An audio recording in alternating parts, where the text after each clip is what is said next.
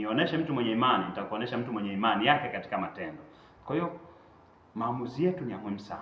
Kwa nini? Kwa sababu sisi ni wanufaika wa kwanza wa maamuzi tunayofanya, lakini sisi ndio watu wa kwanza tunapata hasara kwa maamuzi tunayofanya.